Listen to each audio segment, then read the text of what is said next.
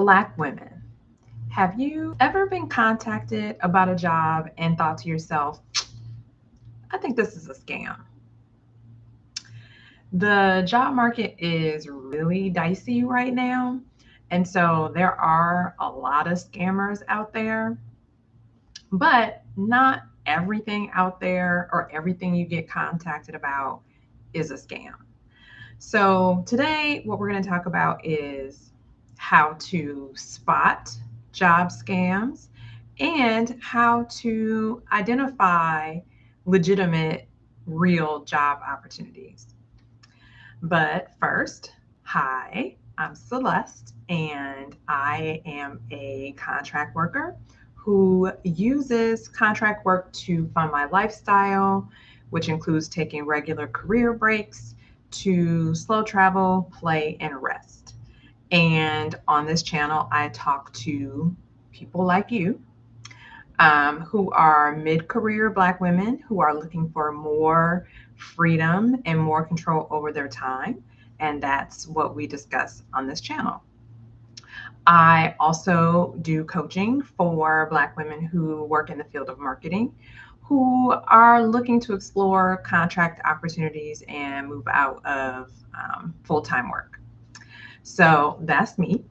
And today, the three things that we're going to cover are things that people think are scams that may not be, how to vet job opportunities when recruiters reach out, or if you see them and you proactively are searching for them.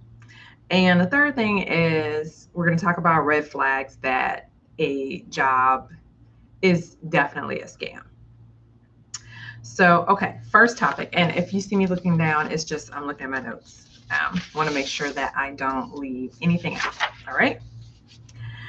So, things that people think are scams that might not be.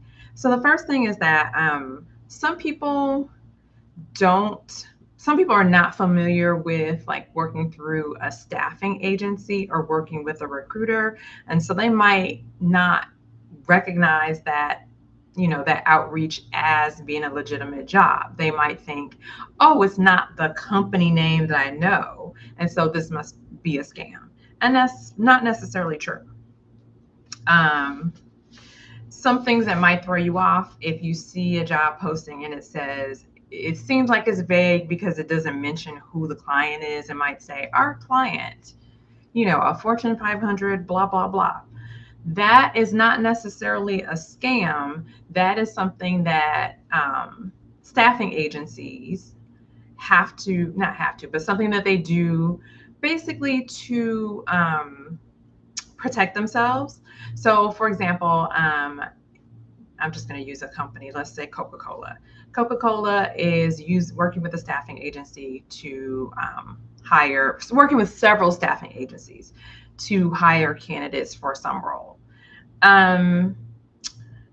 The staffing agency wants to make sure that they basically get credit for hiring you. So they may not want to disclose in their job post that the client is Coca-Cola because they don't want you to circumvent them or go through another agency for the same job. So there are reasons that a job post might be a little bit vague about who the client is, but the rest of the details should be there, like the job responsibilities and all the other stuff. So as long as the rest of it's there and the only thing that's kind of vague is who the client is or who you're actually going to be working for, that does not mean it's a scam. There just may be reasons why the staffing agency doesn't disclose who the client is. Okay, so another thing is that you might be interacting with a recruiter or a staffing specialist, or a talent specialist, I guess they're called, who is working on behalf of an agency. So this happens a lot in government contracting, for example, an agency meaning not a government agency, but like a staffing agency that fulfills government contracts, they may subcontract out to someone else to find them candidates and bring them resumes. So again, you might be interacting with a company that you don't recognize by name, but that again does not necessarily mean that it's a scam. It could just mean you're talking to the like quote unquote middleman and not directly with the client. Um, okay. Another reason, this is probably the most common reason that I see that people think that something is a scam, and that is, I'm just going to say it, Indian recruiters. So for whatever reason, I think there's a lot of offshoring in the staffing and recruitment industry, and so you do end up with a lot of recruiters of Indian origin who may be getting in contact with you. Again, it does not necessarily make it a scam, right? Let's not be xenophobic or, racist or whatever, right? So just because of that person's ethnicity, that does not necessarily mean that it's a scam. Um, and just a personal story here, if I had ignored someone who reached out to me just because they were of Indian origin, I would not be contracting at a tech company right now. So, again, we're going to talk about in a few minutes, we're going to get into some ways to vet opportunities to make sure they're legitimate.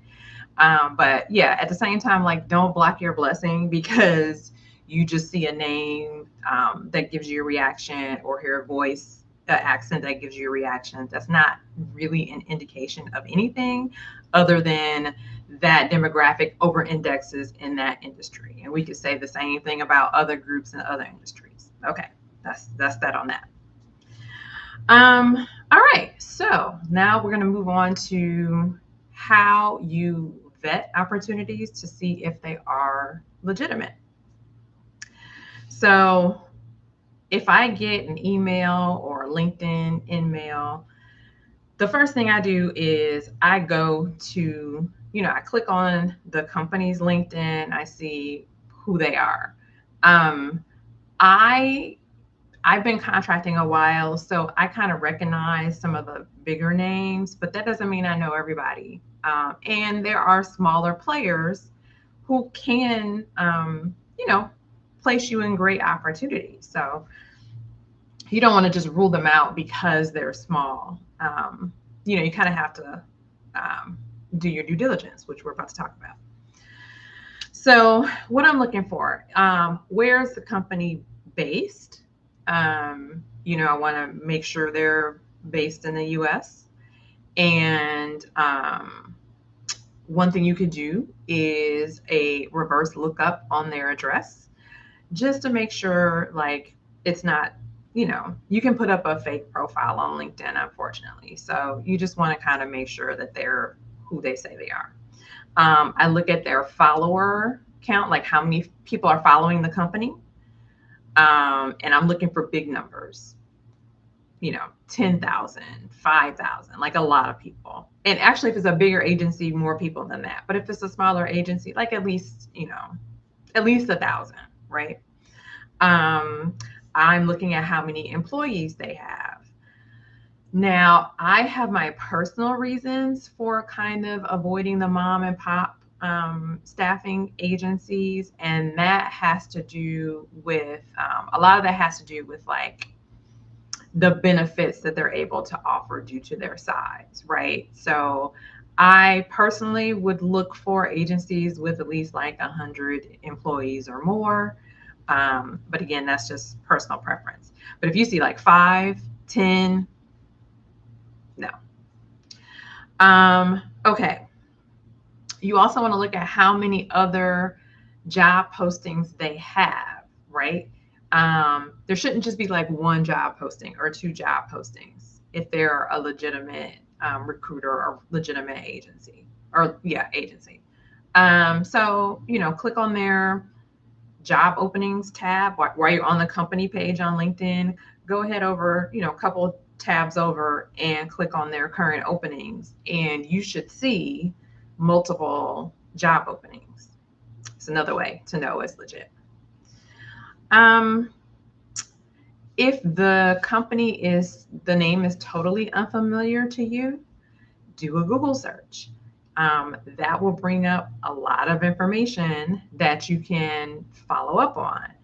Um, it'll bring up their company website, which you should definitely look at. Like, just take a peek, look around.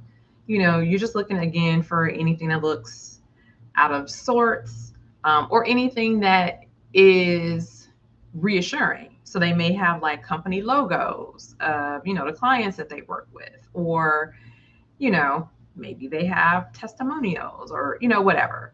Like, again, you're just trying to get a sense of who these people are. You can also look at Glassdoor reviews. Now, the caveat there is that it's not really going to give you people who were like contingent workers or contract workers through that agency.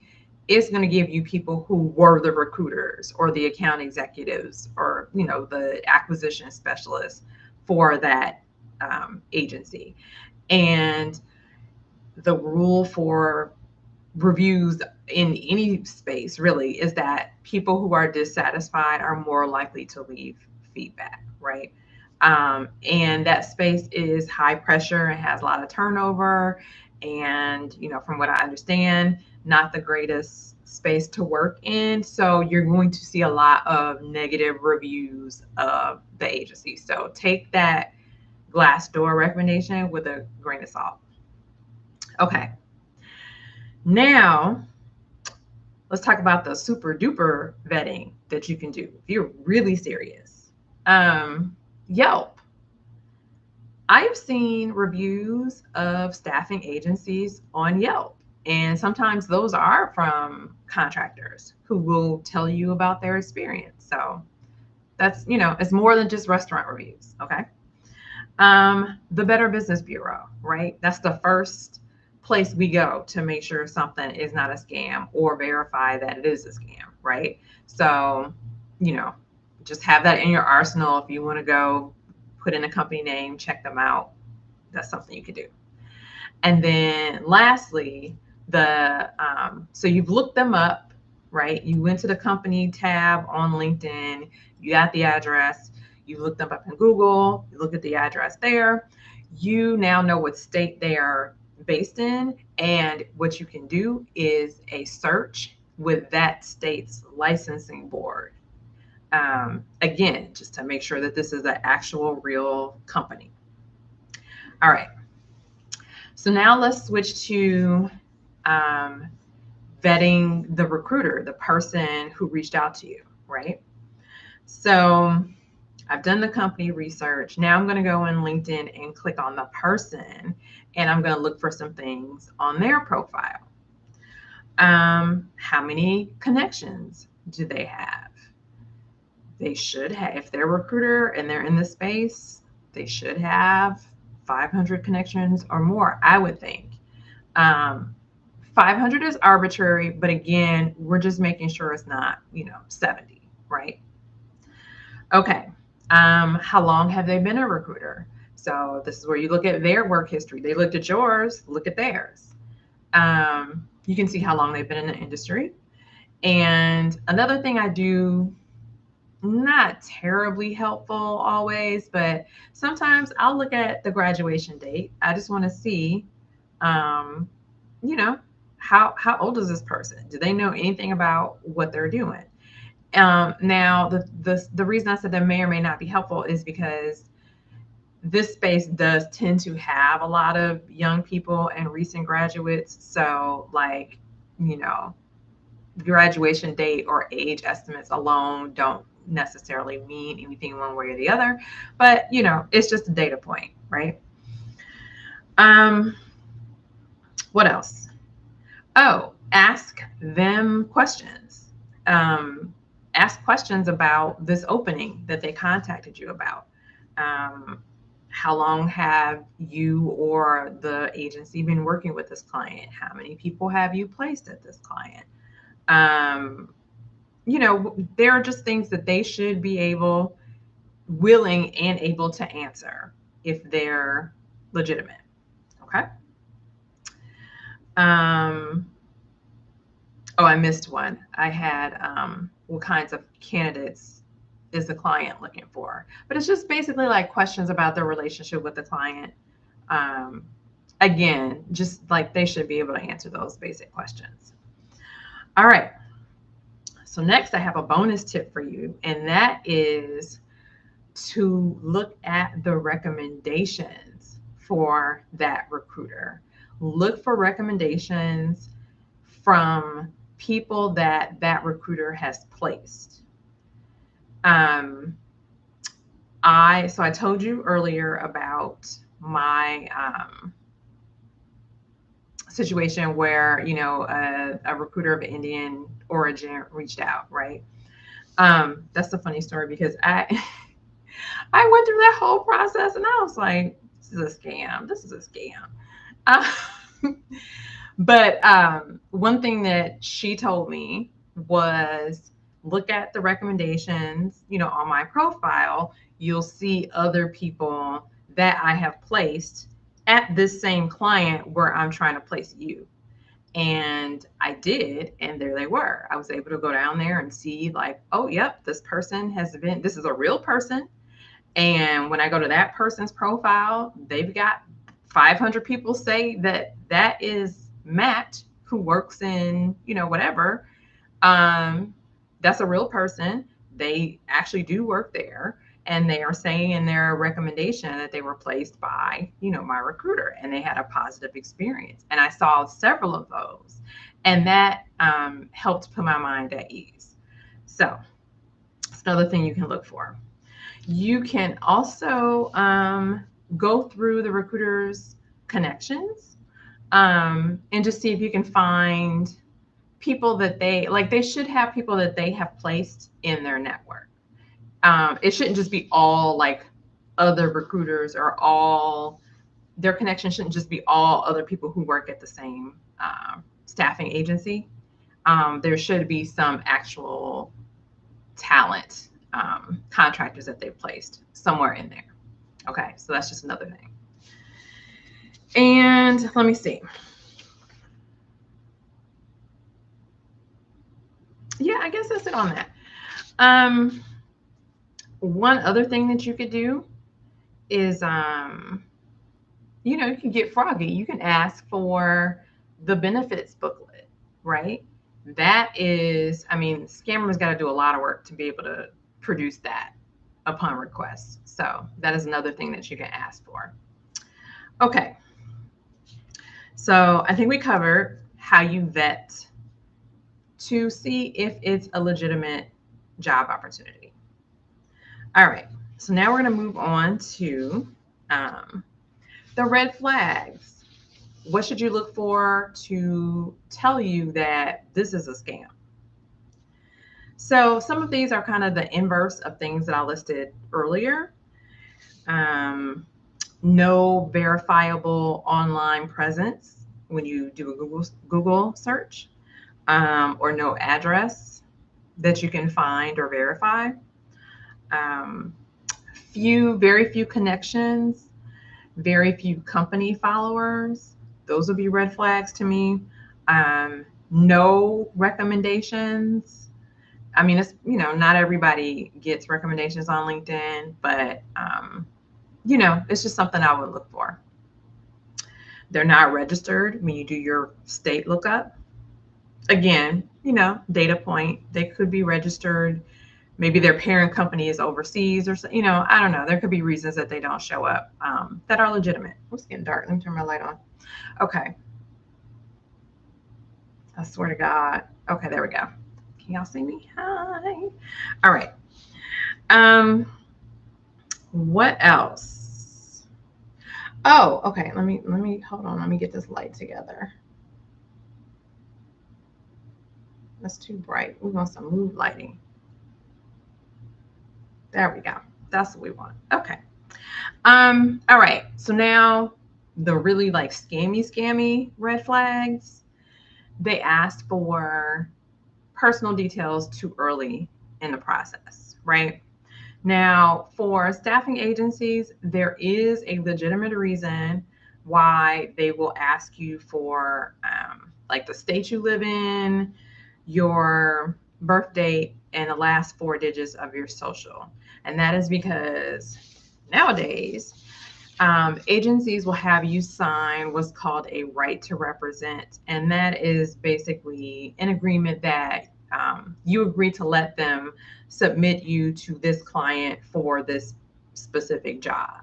So remember earlier when I talked about like the reasons why a agency might not want to tell you who the client is and the job posting and all of that, like they're competing with other people, they don't want you to go around them. This is part of that, right? So that if you've done your due diligence that I already explained in the previous steps, then by the time you get to the point where they're asking for this information, you will already know that this is, a legitimate organization.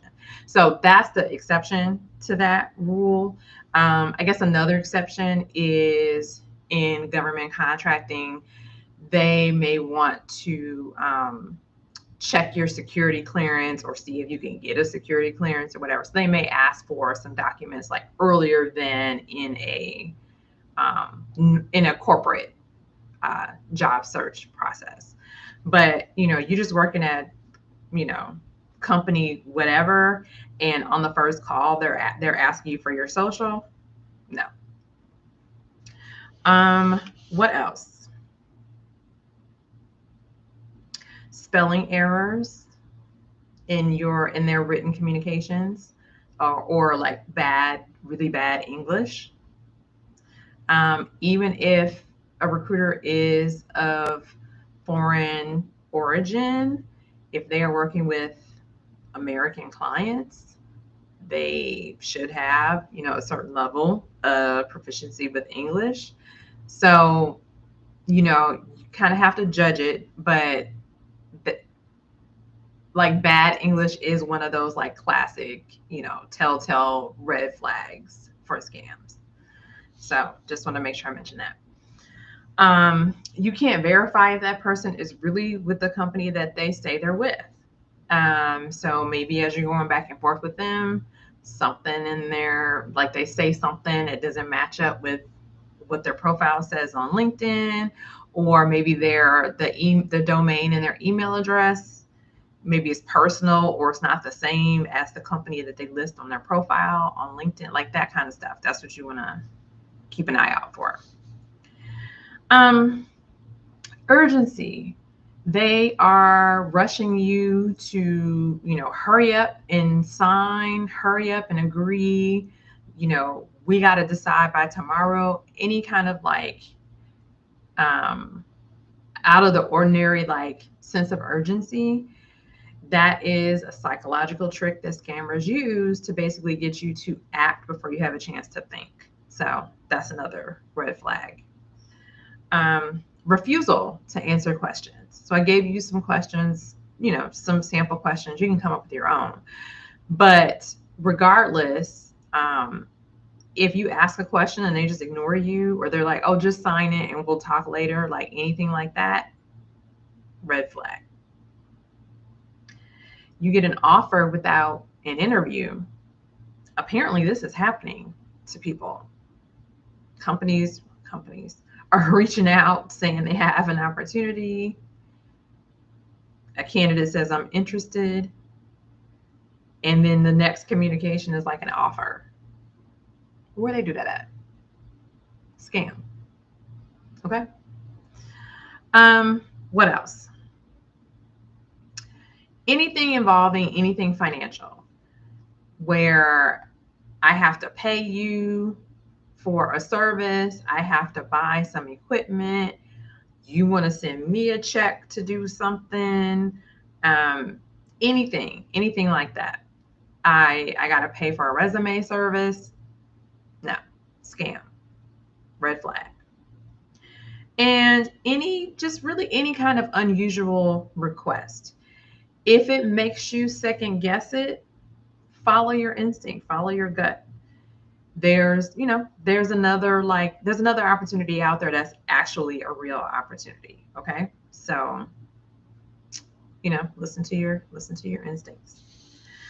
So we discussed things that people think are scams that might not be, how to vet and identify legitimate job opportunities, and how to spot red flags that a job is a scam. I want to know if you have ever experienced any of the red flags that I listed or any other red flags.